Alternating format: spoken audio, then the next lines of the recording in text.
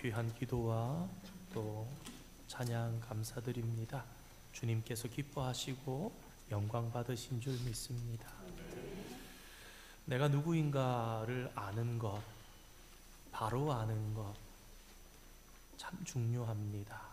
왜냐하면 나의 정체성을 바로 깨달을 때 우리는 거기에 걸맞게 살아가기 때문입니다.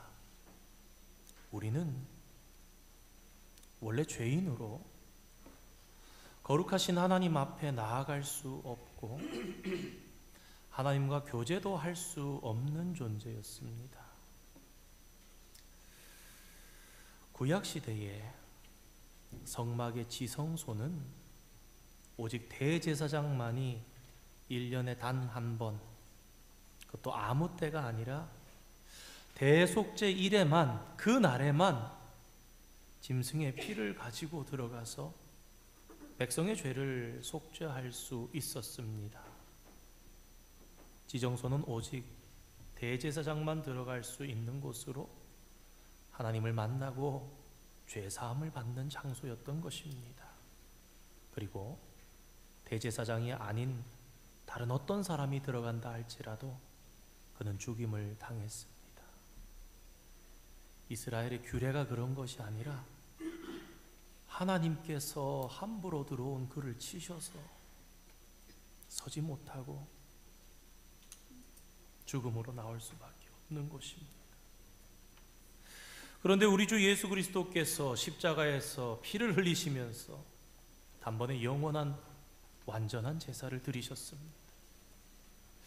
예수님을 구주로 믿는 자는 이제 그 피를 통해서 하나님의 은혜의 보좌로 나아갈 수 있는 길이 열려지게 된 것입니다.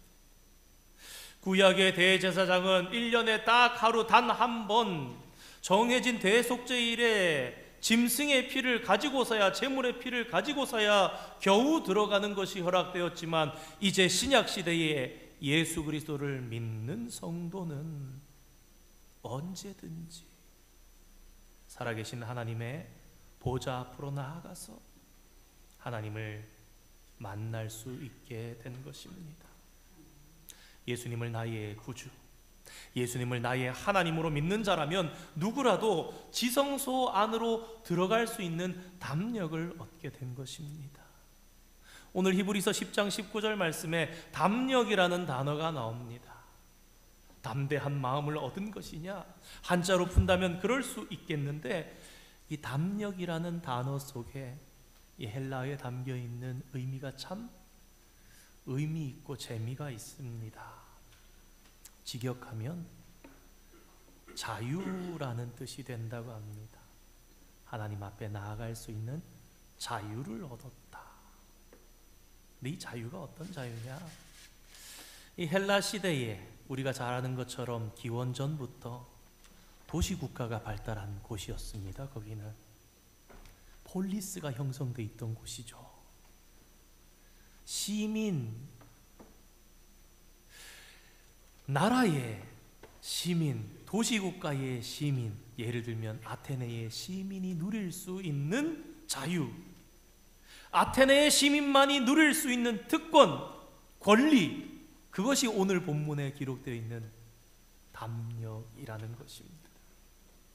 19절 말씀 제가 다시 한번 읽어보겠습니다. 그러므로 우리가 예수의 피를 힘입어 성소에 들어갈 담력을 얻었나니, 성소에 들어갈 자유를 얻었나니, 성소에 들어갈 특권을 얻었나니, 성소에 들어갈 권리를 얻었나니. 원어에 맞게 다시 해석한다면 예수 믿는 성도들은 예수님의 피로 지성소에 들어갈, 다시 말해 하나님 나라에 들어갈 권리를, 특권을, 자유를 누리게 되었습니다. 앞으로 히브리서 10장 19절 말씀 보실 때마다 이 담력이 시민권이구나, 특권이구나, 권리이구나, 그렇게 생각하시면서 힘을 내는 저와 여러분 되었으면 좋겠습니다. 예수 그리스도를 믿는 성도들은 하늘에 있는 것, 그것의 모형인 땅에 있는 지성소를 뛰어넘어서 언제든지 하나님 앞에 나아갈 수 있고 하늘의 참 성소에서 하나님의 귓전에 기도를 드리며 하나님과 사귐을 가지는 특별한 존재가 되었다라는 것을 말하는 것입니다. 이제 더 이상 지성소로 들어가는 것이 무모한 도전이 아니라, 들어갔다가 생명을 잃는 것이 아니라, 예수의 피로 말미암아 하나님께로부터 너는 내 백성이다, 너는 내 나라 백성이다, 자유와 권리를 받은 성도의 특권이요 성도의 자랑이 된 것입니다. 이런 구원을 받은 한 분 한 분이 모여 있는 곳이 교회입니다. 그러니 얼마나 대단한 곳입니까? 하나님께서 모세에게 말씀하셨죠. 모세야, 내 발의 신을 벗으라. 내가 선 곳은 지극히 거룩한 곳이니라. 오늘 우리가 예수님의 피로 담력, 특권을 얻어서 여기 모여 있습니다. 그 한 분 한 분이 모여서 예배하는 교회, 그리고 이 교회는 눈에 보이지 않는 예수님의 몸을 보여주기 위해서 이 땅 위에 존재합니다. 그러니 교회가 얼마나 귀중하고 영광된 곳입니까? 그 사실을 하나님께서 보여주시면 깜짝 놀랄 거예요.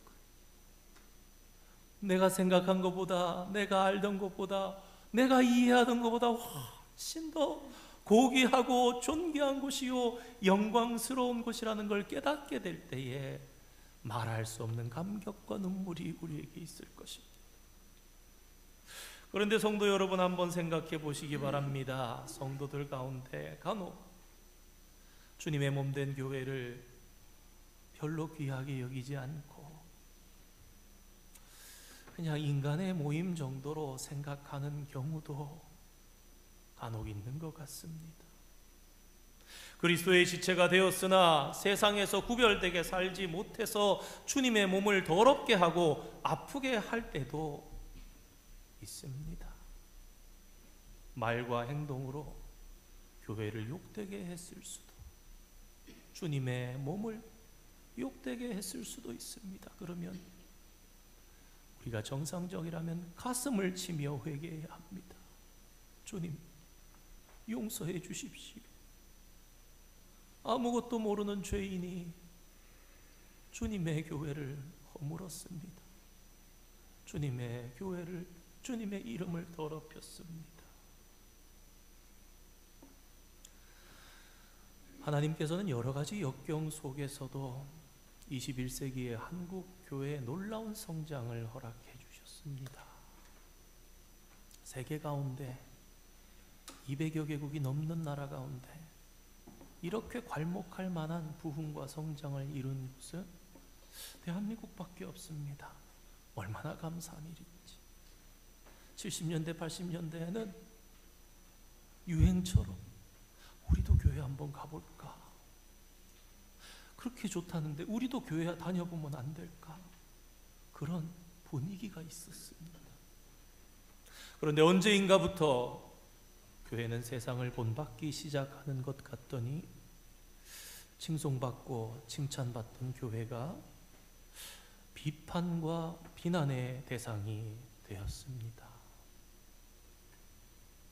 이러한 때에, 이런 어려움 속에 참 성도들은 어떻게 살아가야 할까? 어떻게 하면 교회가 다시 교회다워지고, 어떻게 하면 더럽혀지고 무너진 교회가 다시금 하나님의 영광을, 예수님의 깨끗한 몸을 회복할 수 있을까? 오늘 함께 받은 히브리서 10장 19절에서 25절 말씀은 우리에게 가르쳐 줍니다. 그래서 이 말씀을 받고 들으며 마음의 교훈으로 새기며 주님께서 지극히 거룩하고 영광스럽게 우리들에게 허락해 주신 교회를 더 아름답게 세워나가는, 도전받고 실천하는 우리 교회 되기를 축복합니다. 오늘 본문 22절 보면 이렇게 말씀합니다. 온전한 믿음으로 하나님께 나아가자. 또 23절에는 우리가 믿는 도리의 소망을 움직이지 말고 굳게 붙잡고, 그리고 이어지는 24절 말씀에는 서로 돌아보아 사랑과 선행을 격려하자. 캐치하셨을 것 같아요. 참 그리스도인에게 나타나야 하는 세 가지 덕목 무엇입니까? 믿음과 소망과 사랑. 믿음으로 하나님께 나아가며 소망을 굳게 붙잡고 그 다음에 사랑과 선행을 격려하자. 오늘 말씀은 먼저 온전한 믿음의 중요성을 강조합니다. 믿음이 없이는 하나님께 나아갈 수도 없기 때문입니다. 그리고 어떤 일이 있어도 굳게 잡아야 할 소망에 대해서 말씀합니다. 소망 없이는 미래를 기대할 수 없습니다.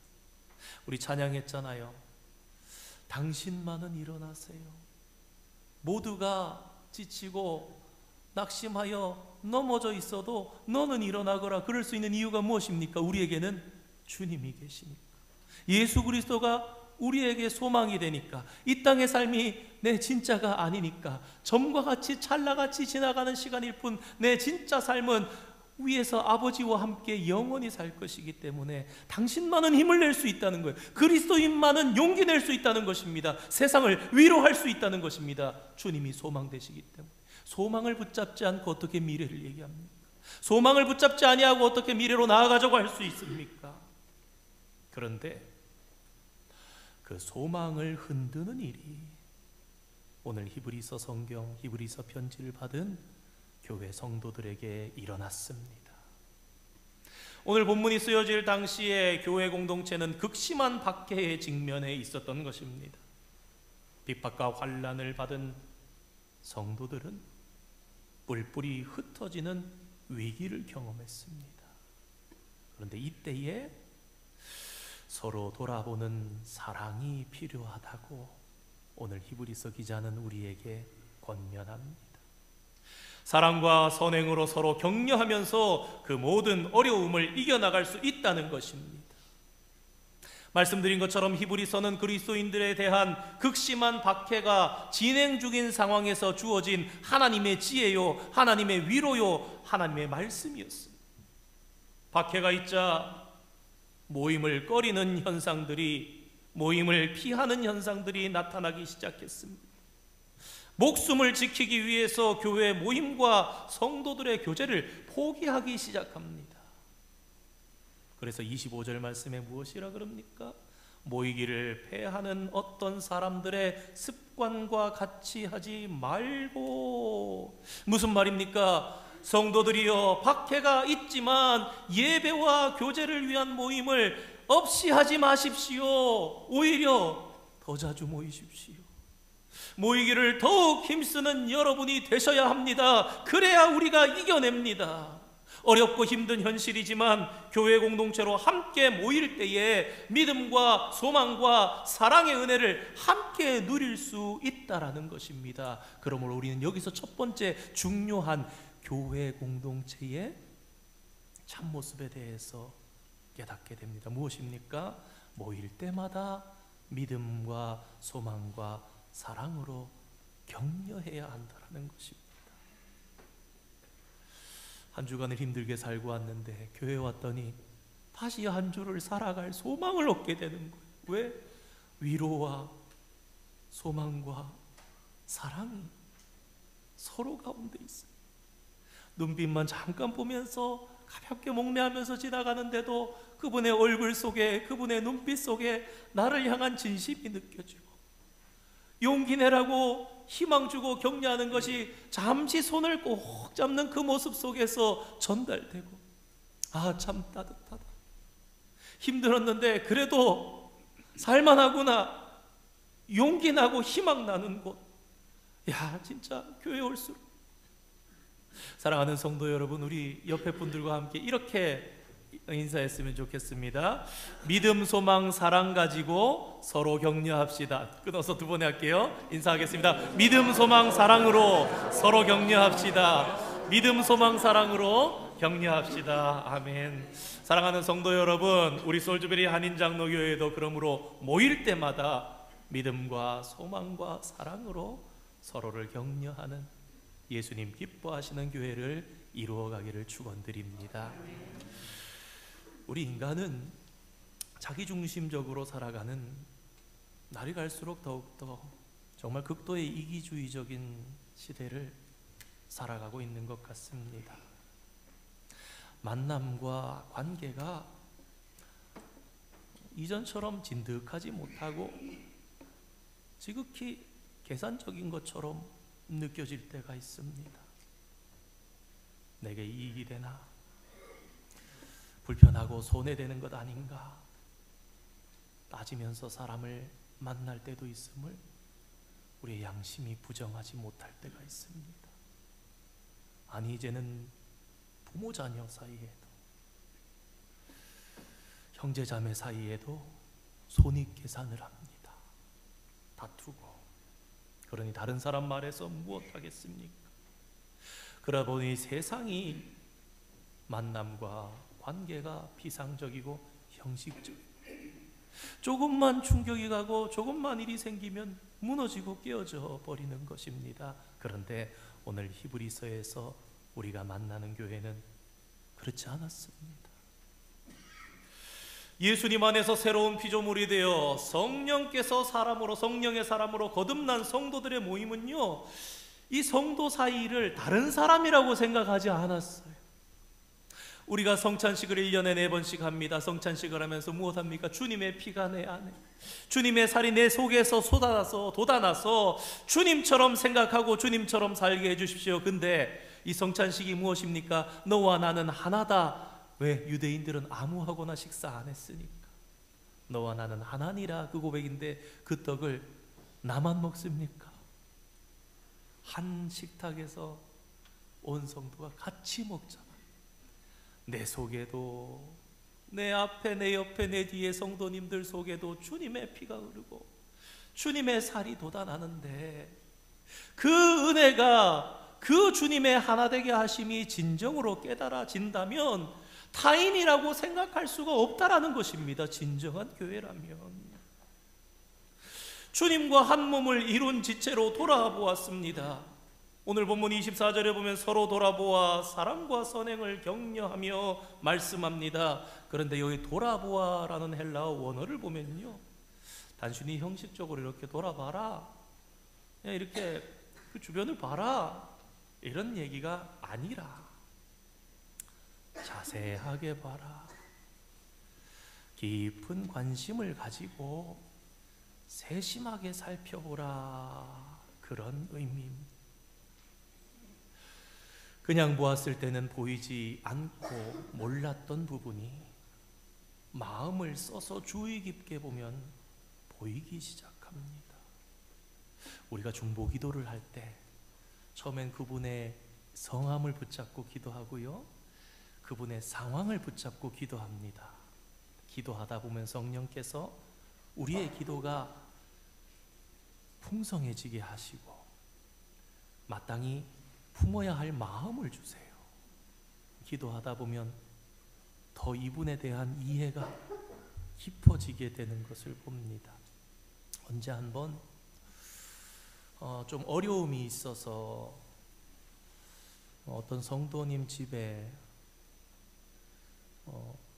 찬양팀이 이삿짐을 좀 도와주리로 한 10몇 분이 갔어요. 한 10명 정도 이렇게 갔는데, 뭐 무거운 짐 막 몇 시간 동안 날랐던 게 아닙니다. 그저 뭐 한 1시간? 한 사람이 짐 한 서너 번 정도씩 날라서, 그것도 뭐 대단히 뭐 침대, 책상, 이런 뭐 냉장고 이런 걸 날랐던 기억도 없습니다. 플러드 돼가지고 다 버려야 되는 것들이고 좀 챙겨 나올 수 있는 거 몇 가지 챙기는 건데 너무너무 고마워했어요.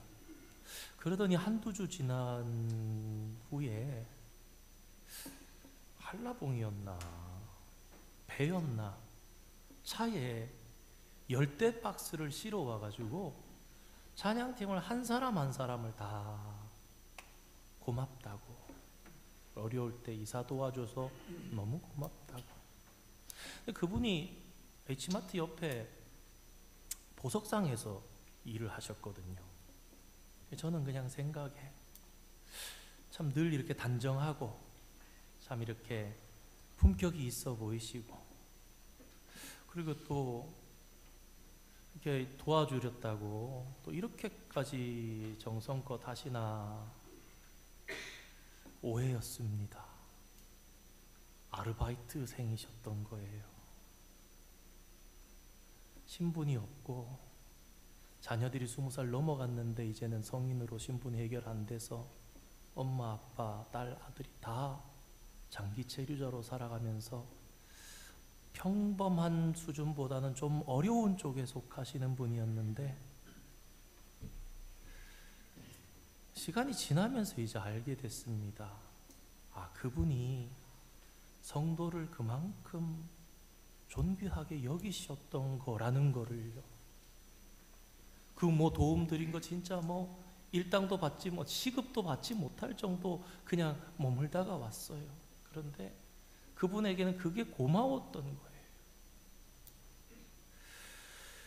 형제의 표정이 어두웠던 이유가 세심히 자세히 깊은 관심을 가지고 살피면 보이기 시작하고요. 함께 문제를 풀어가야 할 책임이 느껴지게 되고요. 그냥 봐지는 것이 아니라 행동과 그 사람의 반경들이 이해가 되기 시작합니다.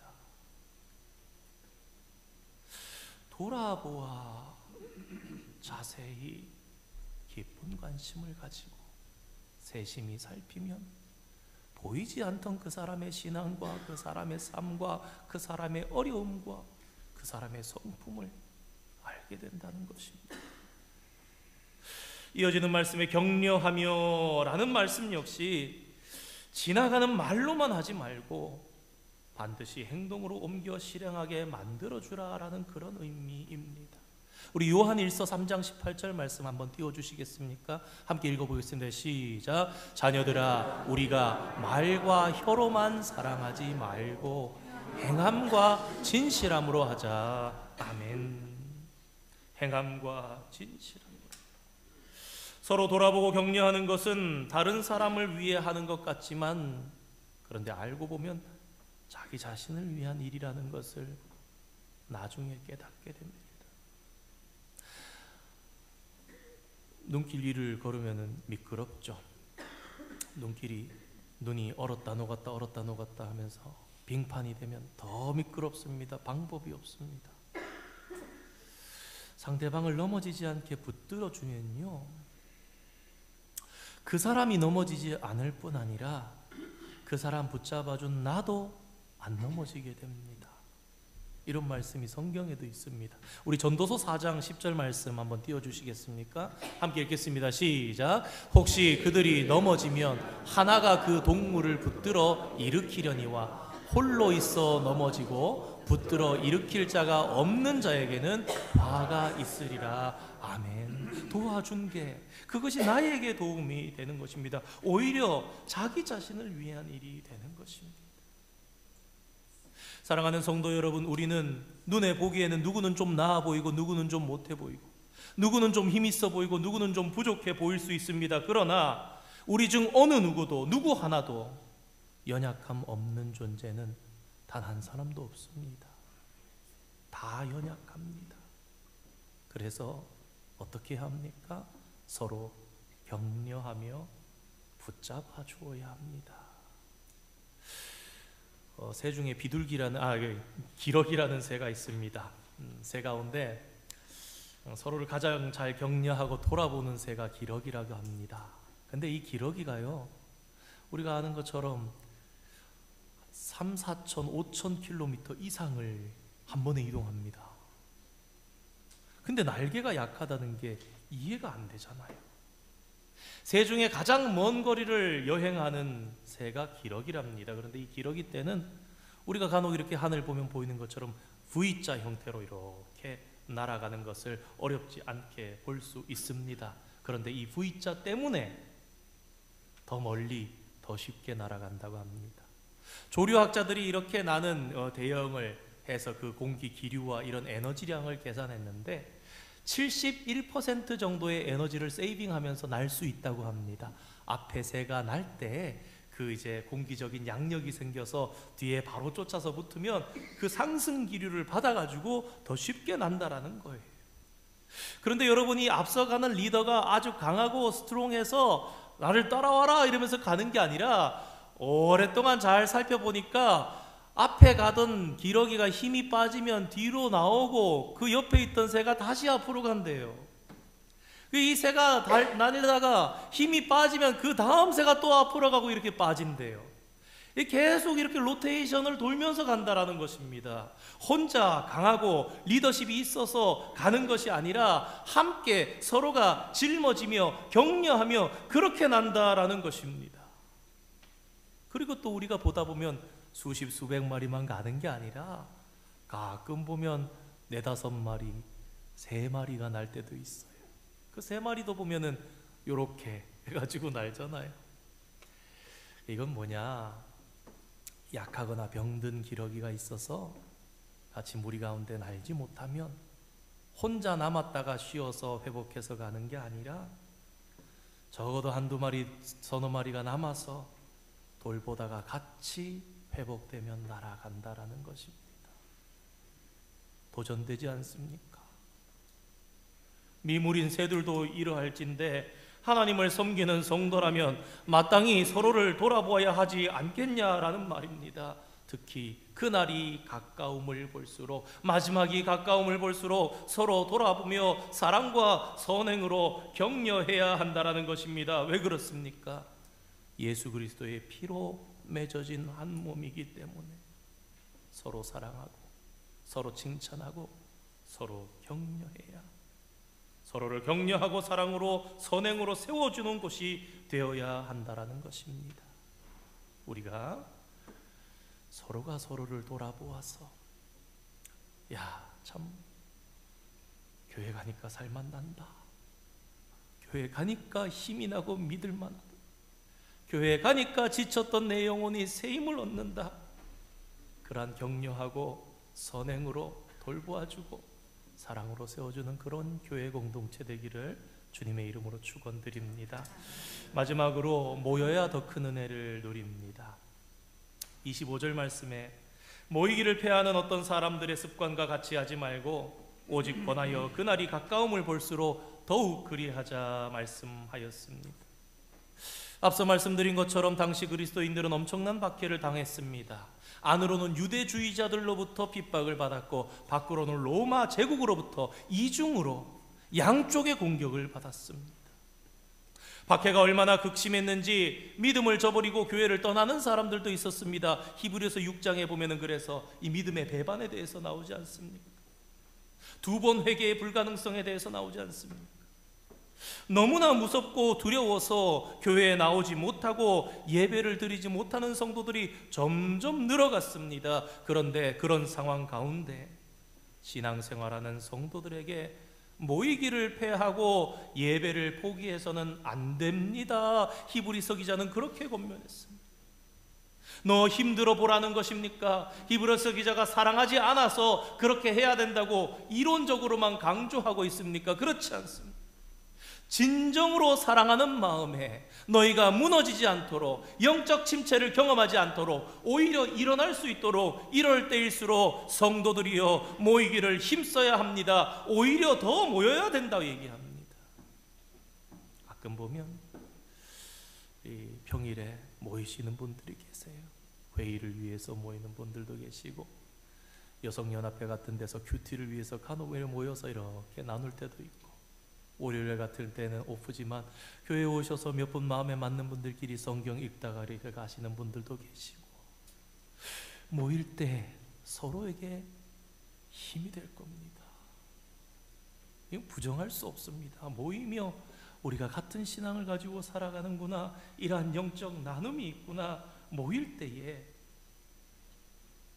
우리 신앙의 선배들이 그러지 않았습니까? 예배는 성도에게 생명과 같다.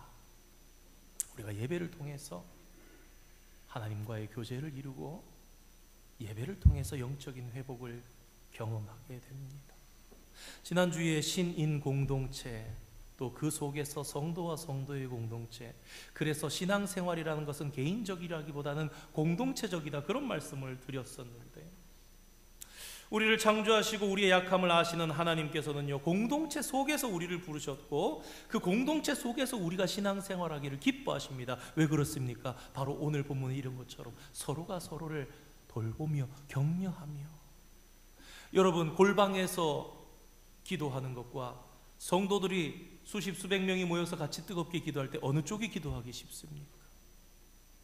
혼자 골방에서 방언받고 은사받기가 쉽습니까? 수백 명이 모여가지고 뜨겁게 찬양하고 주여 부르짖고 집회하는 그 가운데 방언과 각종 은사를 받기가 쉽습니까? 둘 다 가능은 합니다만 함께 모여 뜨겁게 예배하고 함께 모여서 뜨겁게 부르짖을 때 훨씬 쉽게 주의 은사와 은혜 가운데에 들어가는 것을 느끼게 됩니다. 영적인 리액션이 우리 안에 살아있어요. 오늘 우리 눈에 보이지 않지만 우리 각자의 성도 한 분 한 분 사이에서는 이 영적인 리액션들이 앞뒤 좌우 위아래로 움직입니다. 보이지 않는 본딩들이 있습니다. 그 본딩들이 느껴집니다. 오늘 예배가 참 뜨겁다. 서로에게 영향을 미치게 됩니다. 성령이 교통하시는 거예요, 우리 사이에. 그런데 예수님의 재림이 가까우면 가까울수록 나타나는 현상 중에 하나가 모이기를 패하기를 기뻐하는 사람들이 나타난다라는 것입니다. 모이기를 패하는 사람들은 그렇게 말합니다. 바쁘고 분주한데 왜 번거롭게 자꾸 모이느냐. 그러나 오늘 성경은 증언합니다. 성도들이여 바쁠수록 모여야 합니다. 그래야 우리의 믿음이 든든해지고 건강하게 신앙생활을 할 수 있다라는 것입니다. 믿음 생활에 어려움이 많은 때일수록 함께 모여서 서로를 격려하고 붙들어주는 것, 그것이 교회의 참된 모습이요 교회의 공동체라는 것을 잊지 말아야 하겠습니다.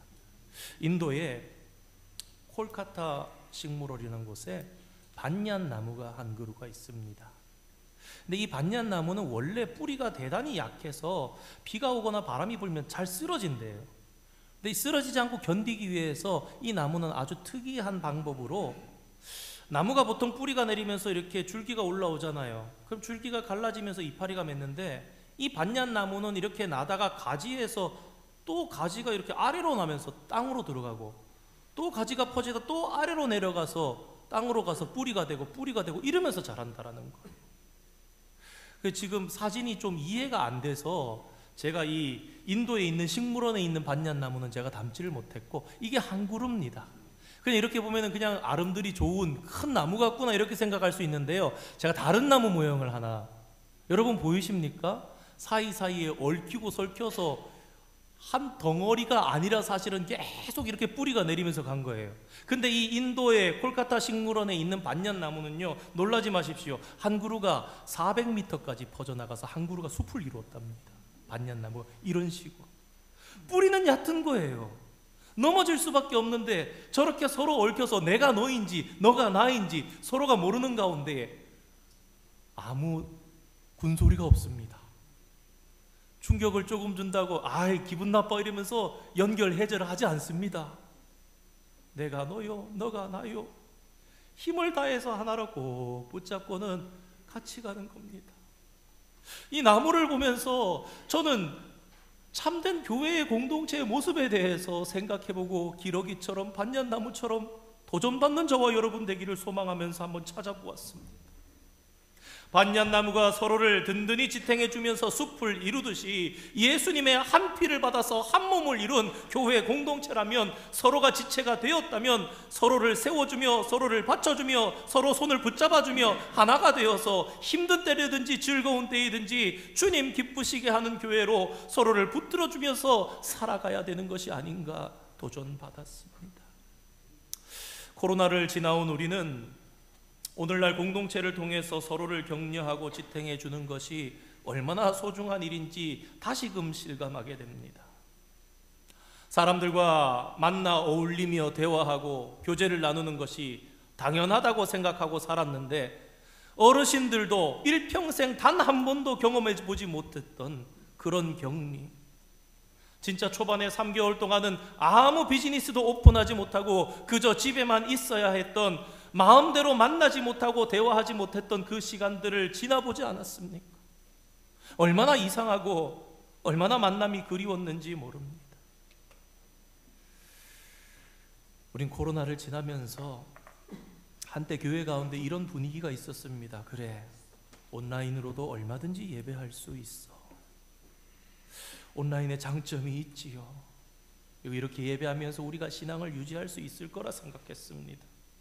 그런데 시간이 지나보면서 공동체가 모여서 예배할 수 없음으로 인한 우리의 한계와 우리의 영적 침체를 경험한 성도들이 많이 있었습니다. 오늘 우리 솔즈베리 한인장로교회는 대부분의 성도들이 다 나오셔서 85%, 90% 이상 다 나오셔서 예배합니다. 왜 그렇습니까? 내가 살려고. 집에서 온라인으로 예배 드리는 것의 한계를 알기 때문에, 신앙이라는 건 단순히 그냥 레슨을 배우는 것이 아니라 서로가 서로 간에 격려하며 이해하며 사랑 주며 사랑받으며 서로가 위로하고 붙들어주는 것임을 알기에, 그래서 우리 그 시간들을 지나면서 내 믿음이 이 정도밖에 되지 않았나 스스로 점검해 보기도 했고, 심지어 어떤 일에는 절대로 흔들려서는 안 될 우리의 소망, 다시 말해서 구원까지도 흔들리는 그런 경험을 했던 분들도 더러더러 있습니다. 나 이러다 진짜 천국 갈 수 있을까? 그런 시간들을 보내고 오늘 이렇게 우리가 다시 모여서 교회의 회복을 경험하면서 우리는 교회가 무엇인지 다시 생각해보며 오늘 히브리서 10장 말씀을 통해서 교회의 정체성에 대해서 돌아보게 됩니다. 사랑하는 성도 여러분, 현실이 아무리 어려워도 교회된 우리가 결코 포기할 수 없는 중요한 일들이 있습니다. 그것은 예수님의 피로 구속함을 받고 그리스도의 지체된 성도는 어떤 일이 있어도 주를 향한 믿음과 소망과 사랑을 꼭 붙들어야 한다라는 것입니다. 그리고 나아가서 그 속에서 서로를 칭찬하고 격려하고 위로하고 응원하는 가운데 주님의 나라가 더욱더 든든히 우리 가운데 서 나간다라는 것입니다. 믿음, 소망, 사랑 가지고 서로가 서로를 뜨겁게 사랑하고 격려하고 위로하고 이끌어주며 밀어주고 땡겨주면서 주님 기뻐하시는 진정한 교회 세워나가는 주님의 기쁨이 되며 주님의 축복이 이 가운데 가득히 임하는 우리 교회 되기를 주님의 이름으로 축원드립니다. 함께 기도하겠습니다. 거룩하신 하나님 아버지, 주님의 은혜와 사랑을 감사드립니다. 죄로 인해 죽을 수밖에 없었던 저희들입니다. 감히 하나님 앞에는 설 수도 없었고 선다 해도 죽을 수밖에 없는 저희들이었는데 예수님의 피로 담력을 얻게 하시고 전국 백성으로서의 자유와 특권과 권리를 누리게 하시니 감사드립니다. 박해 속에서도 오히려 모이기를 힘쓰라, 사랑으로 서로를 돌아보며 격려하며 위로하기를 힘쓰라 하신 하나님의 참뜻을 더욱 깊이 깨달아 아는 저희들 되게 하여 주시옵소서. 뜨겁게 예배하며 은혜 받았을 때에 우리의 모든 이기심들이 사라져버리고 너와 나는 하나라는 예수님 안에서 우리가 하나임을 깨닫게 되며 진정한 교회를 이루며 사랑과 격려로 살아가는 교회가 된다는 것을 기억하게 하여 주시고, 그저 이론으로 있는 교회가 아니라 오늘 우리가 함께 살며 사랑하며 살피는 서로가 되는 반야나무처럼 하나님과 우리도 하나 되게 하여 주시고, 성도와 성도도 긴밀하게 얽혀서 결코 그 하나됨을 풀지 아니하는 하나의 운명 공동체 되게 하여 주시옵소서. 주님 다시 오시는 그날까지 함께 승리하며 함께 주를 맞이하는 우리 공동체 되게 하여 주시옵소서. 예수님의 이름으로 기도드립니다. 아멘.